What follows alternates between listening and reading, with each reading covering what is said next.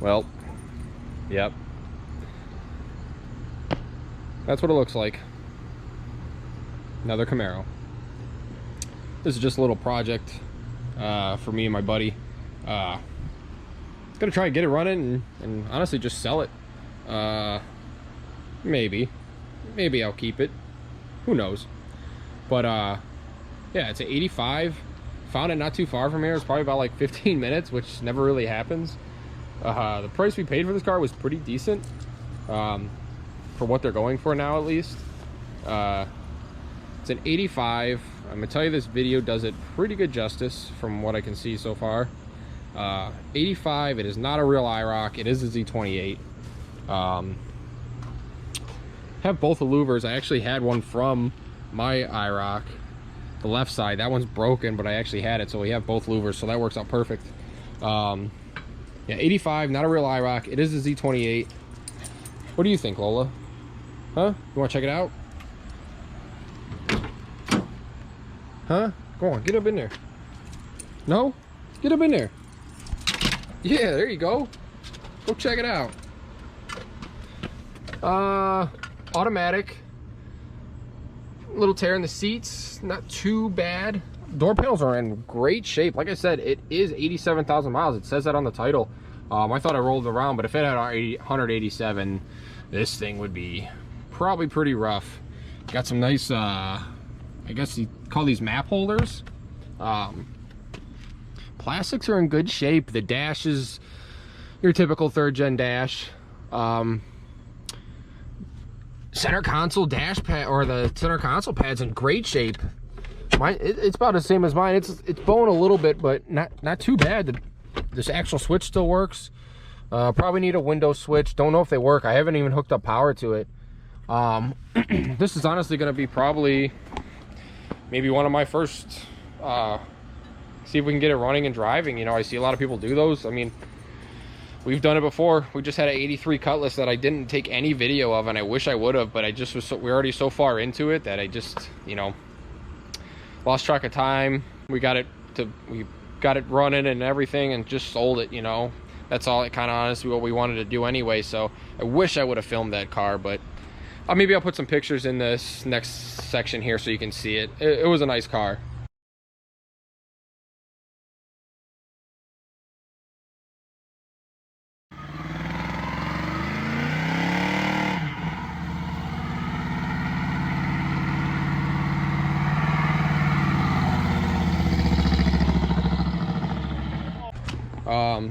But yeah, it's got a little bit of a bubbling here, which isn't bad. You got you a little bit on the fender here, or on the quarter, same thing on the back, but the underneath's pretty solid. Fenders are in good shape. The clear coat's peeling, but it's an 85. It's been repainted. This car looks like it used to be red, so maybe it was like a quick Mako job or whatever. I don't even know if I think the stripes are painted on. But yeah, you can see that it actually used to be red. The doors shut amazing. Listen to this. You think that let's see how mine closes. Don't want to hit that. Not bad. But yeah, I mean, check out the back here. T-top car. I don't think it has the power. No, it doesn't have a power lift gate. I don't actually know what year those started. Got the T-top bags. That's good. A connector in there. Centerline racing wheels. Oh yeah. Huh. Don't know. Looks like a power window switch to me. The connector, at least. Got the starter in the trunk, so that's great. I don't know if you've seen on the floor here. Got the starter bolts on the floor, which I'm glad they were in there. I mean, other than the dash and this little rip in the seats and this rips back there, the interior is pretty good. Just needs cleaned up, honestly. The steering wheel is pretty good. The tops, you know, eh. I mean, the car's how many years old? 30, 40? I don't know. What's math? Anyway, We got 2 T-top bags. That's cool. I don't know how much those go for. Taillights are in pretty good shape. Need to blow the crap out of here. But yeah, you can see where the red paint's coming through in a few spots, but overall, it's decent. Gotta close it, boy. Don't want to break that glass. What if the rear defogger works?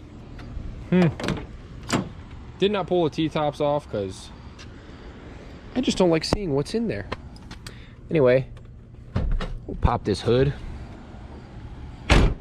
So the guy said he got it in 2015. Look at that. I mean, the hood stays up. Come on. Bought it in 2015. I'm gonna say it's a 305. We have to run the numbers on the block. Said he got it in 2015, couldn't get it running. Said that his buddy said put an ECU in it. He put one in. He said he got it running, and then I don't know if he drove it for a little bit, and then he said it sat for a year because something happened with him or whatever, and then he tried to start it and couldn't get it running, so he put it up for sale. So we're gonna see what happens. These are pretty decently reliable, and there's not too much stuff. The only thing that is really bad is the injectors that get plugged up over time and stuff. It's HEI, so those are kind of bulletproof. How's our battery tray? Look at that battery tray. Come on. I did turn the motor over. It does spin. Looks like our fan is unplugged. Gotta remember that. Oil is super clean.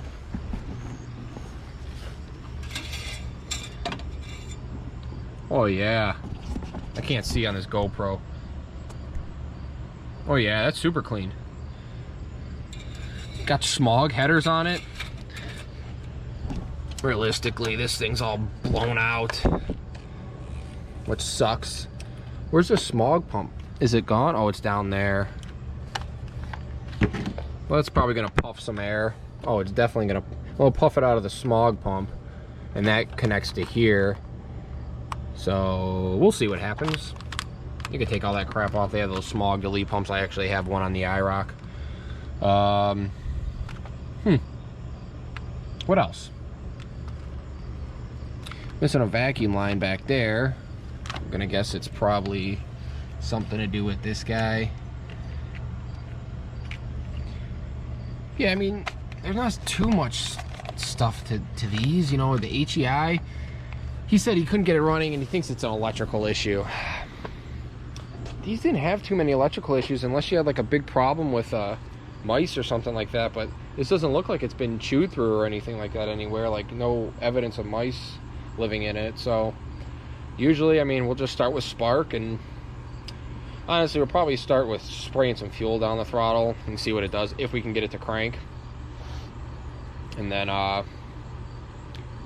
we'll start with spark, then we'll go to spark, because if it doesn't light off, then obviously probably don't have any spark. And then we'll just check that HEI. I mean, there's those ignition modules in there, I think, on the HEIs, and sometimes those go bad, so we will see. Not too bad of stuff though. I'm trying to think of what else. Yeah, that's it. 87,000 miles. I mean, come on. Alright, so got our starter here. I bench tested it and it seems to work fine. So I climbed under here. I got it jacked up. I wish I had it jacked up a little bit more, but this is gonna have to do. Let's go take a peek. Should have cut the grass. Anyway, let's climb up under here. Look at this air dam smashing me. So I don't know if that's it. No. So we got our terminal here for there, but the wire was cut on the starter for the the power wire to it. So I gotta try to find it. It's got to be somewhere. I can't really remember where it hangs, but yeah, I'm gonna be on the hunt for that. So maybe when I get that starter back in here, I'll bring you guys back in on the hunt. Let's go. So guys, I actually found them. Keep that light out of here. They were actually tucked down in the back part, like up, looked like honestly up on the transmission. That looks good. Jesus. And that's broken too. Anyway, so these have to go to the starter. That one does too. See, I guess this is power also. Anyway, heater core is not hooked up, so our heat does not work. Wonder if it leaks. This harness is actually, this is for the AC compressor here, and this is supposed to be all the way over here to the front to go to the compressor, so someone's been in here fucking around.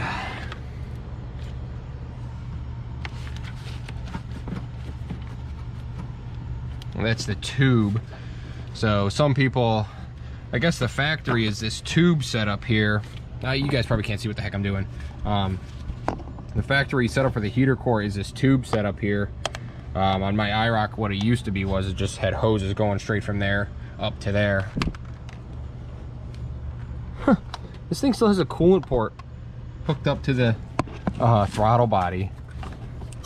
Wow. That's crazy. So yeah, I'm gonna try to put an end on this and like a new connector, and then push that back down by the starter and try to get the starter on.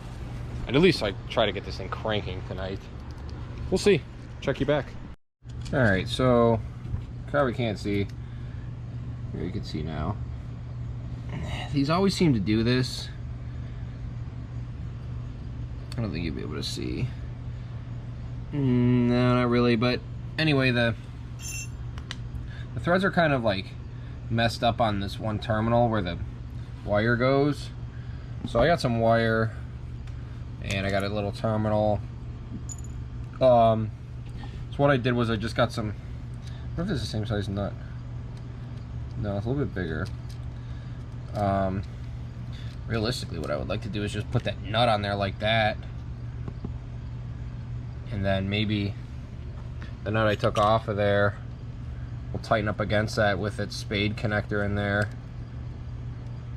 So it, because the problem was this was going loose, because it always strips out these threads right in the middle of there. Did it on my starter too. So just keep this nut here, and then honestly this should take up the slack and should be able to tighten down. So I'm gonna wire this all up. Obviously you don't need to watch me do that. It's kind of all I got right now. I would solder, but my solder and stuff's at my buddy's house, so we're gonna go this route. So yeah, I'll check you back in. Honestly, I'll probably check back in once I got the starter going in. So yeah, let's get at it. It is not pitch black, but honestly if I would have had the car turned around and facing at the garage, I'd have light on the garage to actually look under here. So I'm using my cell phone light. My regular battery died on my flashlight, so that's great. I got the starter in. Those wires were a freaking pain. But I got the Optima battery, got it out of my iroc. So we're gonna hook the battery up here. I don't know if that'll hook up to there. We're gonna see. I'm afraid. Oh, it'll go. All right, so realistically, we should have power. Maybe. I'll give this one a crank. All right. Let's go see. We got our keys. Like Vice Grip says, do a fire test. Don't smell nothing. Let's go look inside, see if we see any smoke. No smoke and no lights. So we got nothing. The gauges work. The gauges moved.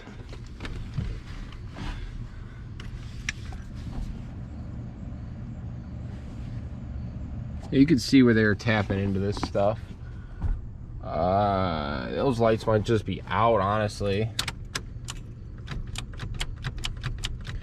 Nothing from here. I hear, ooh. You hear that?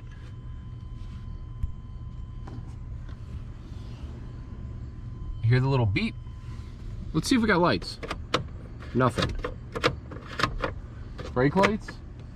Nothing. We gotta have a fuse out somewhere or something. But I can hear the dinger for the key like buzzer. Huh. What do we got here? Ugh. Anything good? That's okay.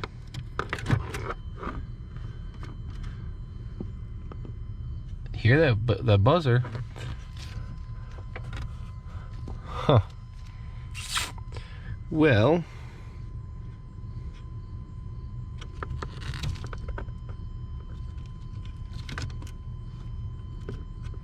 trying to read what these say. Turn, gauges, EMC. Well, these are good.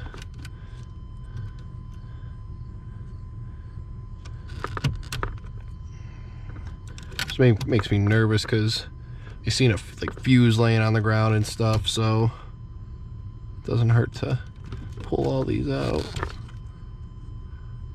and check them. I'm gonna try and start pinpointing stuff, and then I'll bring you guys back in. All right, so I don't know what I did or what, but I kind of thought it had a bad ground, so I hooked the jumper cable to the ground, like, and then over to the strut or over to the engine, and then it started cranking, but I just unhooked it and it still cranks, but we got a little bit of an issue here. Thing cranks, but I don't know if I'll be able to show you this. Let's see if I can put you down here. I'm gonna put you right by the torque converter. Can't really see on here if you can see that or not. Can you see the torque converter? Yeah, you can.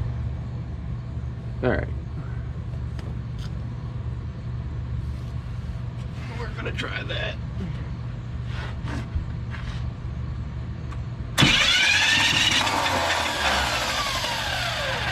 See how that's spinning? Well, while that is spinning, the actual front of the engine is not spinning.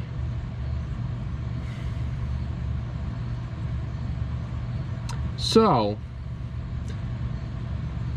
I gotta take a peek up in here and see what could be happening. Yep. I don't know if you can see that, and I don't know if I'll be able to hold my light and spin this. Let me try to see, put my light over here. Oh yeah, you can see, watch this, look it. You see that? That's bolted to the crank.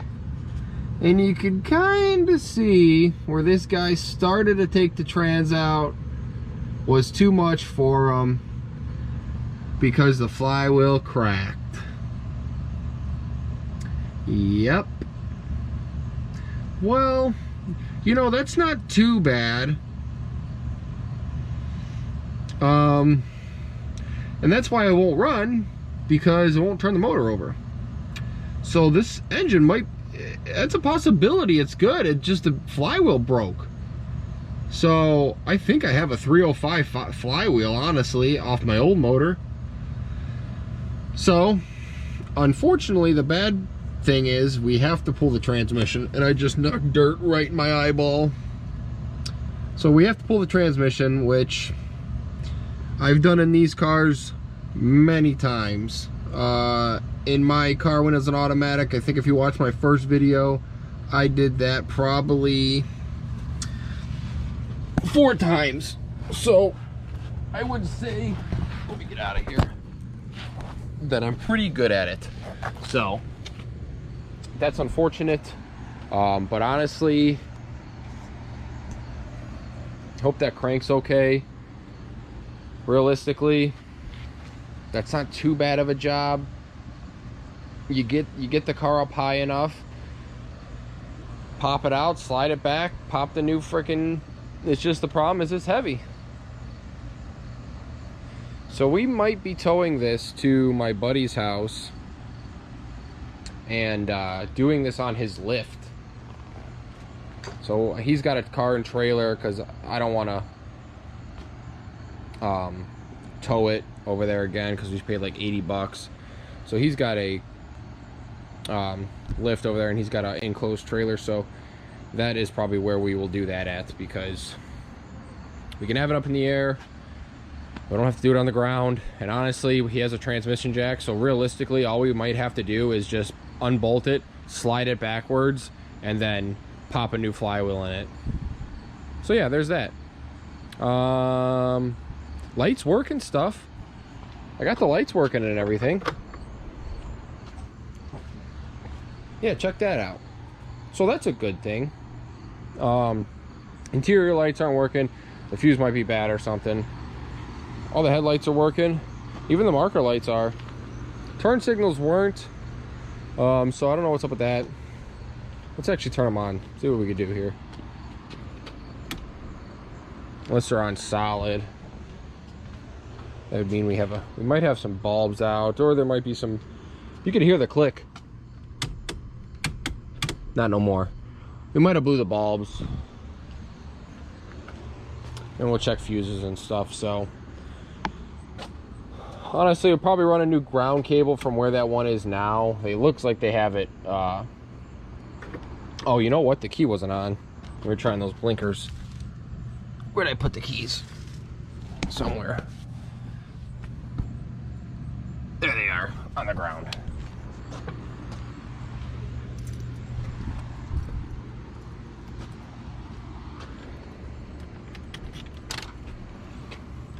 That is crazy. Let's go see if they're on. Oh yeah, they're on. So we got a bulb out somewhere, or like one of the markers are out or something. Because you see that they want to go, but yeah, they're on. They're just not blinking. Or the flasher might be bad, one of the two. So, little progress. That is very unfortunate that the flywheel's broken. I think that's a normal thing. I feel like that just happens sometimes. So, I mean, I've heard of it happening. But, yeah, anyway, I mean, that's a shame. But at least we know what's going on now and what we have to do. So, and realistically, like I said, if we take this over there, trailer it over there, and, you know, pull that transmission out, slide it back, and like I said, I have my flywheel from, I'm pretty sure I have it. I honestly think it's over here. If there's two flywheels over here, well, there's one in the basement. There's one in the basement, and then there's one there, and then one behind there. And I think those are both LS's. So I think there's a 350 one downstairs, and then a 305 off the iroc. So that's not that big of a deal. And honestly, there might be one on Rock Auto. I'm gonna look it up to see how much it is anyway. So yeah, I'm gonna leave you there, and it might be a little bit until we get back on this. And yeah, I mean, we'll just keep it updated. I'll probably upload this video because it won't be that long. Kind of get you introduced to this thing a little bit. And yeah, there'll be a part 2 and stuff. I just don't want to make one big long video because sometimes people don't have enough time to watch really long videos. I do. I watch everybody's long videos, you know, but this will be just kind of a short one. So yeah, progress. Kind of pushed back a little bit more now, but whatever. At least we know what's going on. So yeah, catch you on the next one. Maybe leave me a like, give me a comment. What do you think about it and stuff like that? Yeah, take it easy.